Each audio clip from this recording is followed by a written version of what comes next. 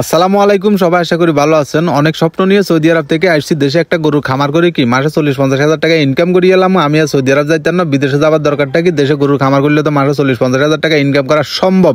বাইরে ভাই, আমি গতকালকে এই গরুটা কিনে নিয়ে আসছি, আর এই গরুটা কত টাকা দিয়ে কিনছি সেটা বলি নাই, আপনাদেরকে বলছিলাম যে কমেন্ট বক্সে একটু জানানোর জন্য এই গরুটার রেট কত টাকা হইতে পারে। ওইখানে যেভাবে আপনারা রেটটা বলছেন ওই রেট অনুসারে ভাই আমার এই গরুটার ভিতরে প্রায় 30,000 টাকার মতন লস চলে আসছে। তো একটা গরু উপর করে যদি আপনি কিনে যদি 20-30 হাজার টাকা যদি লস দেন, তাহলে আমরা লাভ হইব করতে আমার কম দেখি। তো এটার সাথে আমার কি গরু গোতান বন্ধ করে মানে দুঃখ মানে খামারটা আমার বন্ধ করে আমার বিদেশে চলে যাওয়াটাই ভালো। এই গরুটা আমার গতকালকে কিনা ছিল 1,06,000 টাকা। আর অনেকে আমার কি কমেন্ট বক্সে এসে বলছে যে ভাই এই গরুটার দাম আছে 70,000-80,000 টাকা বা 80,000-90,000 টাকা, এরকম ভাবে বলছে। তাহলে দেখেন আমার গরুটার উপরে কত টাকা লস। অর্থাৎ এই গরুটা আমি কি 1,05,000 টাকা যার থেকে নিয়েছি তারা দিছি, এর ভিতরে আবার কি গাড়ি ভাড়া আছে, খরচ টরচ আছে, সবগুলোই মিলে কি 1,06,000 টাকা গরুটার দাম পড়ছে।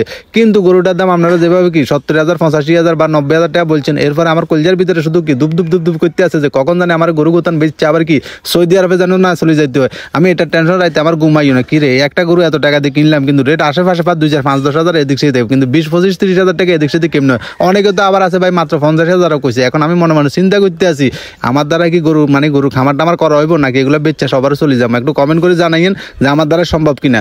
এই গরুটা যে যার কাছ থেকে নিচে উনি আমার বলছে যে ভাই এই গরুটার ভিতরে হয়তো কি 3 মনের মতন মাংস হইব। তো 3 মনের মতন মাংস হলে গরুর দাম কটা, যেহেতু এটা হালার উপযোগী গরু লইছি, মানে কোরবানের সময় বিক্রি করবো এই জন্য লইছি, সেই জন্য এগুলোটা কি একটু সুন্দর টুন্দর ডগ চেহারা চাই লইছি। কারণ কোরবানের সময় সবসময় দেখা যায় যে কি লাল যে গরুগুলো আছে ওই গরুগুলার একটু চাহিদা বেশি, মানে রঙের উপরে একটু কি টাকা পয়সা বেশি যায়, এই জন্য আমি লাল গরুটাই কিনছি। আর এই খামার করার জন্য আমি দেখছি না কত কষ্ট করে একটা মেশিনও কিনে লাইছি, কারণ খামারের প্রতি আমার একটা কি আলাদা একটা মানে টান কাজ করে আর কি, যে আমি দেশে কোনো কিছু করবো বিদেশে যাইতাম না। আর এখানে দেখছে যে আমি কি সবজি টবজি লাগাইছি, এগুলো এখন কি কুলিয়ে লাইতে আছি, সবজি টবজি যা খাইছি আলহামদুলিল্লাহ। ঘটনা এখন যেহেতু শীতকাল, গরুরে কি একটু সকালবেলা বাইর করে কি রোদের ভিতরে রাখতে হইব।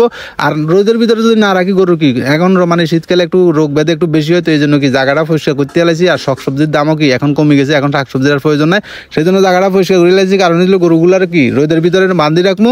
আর যারা বাইয়ারা আপনারা কালকে আমার কি এই গরুটার দাম বলে আমার কমেন্ট বক্সে যে বইটা লাগাইছেন আপনাদেরকে ধন্যবাদ। কারণ প্রচুর পরিমাণে ভয় পাইছি কালকে রাত্রে যে বাউরে একটা গরু কিনি হারি না, একটা গরুর ভিতরে আমি কি 30-35 হাজার টাকা বা অনেকে তো মোটা 50 হাজার টাকা কইছে, তাহলে তো মনে করো 60 হাজার টাকার মতন না হাজার করে।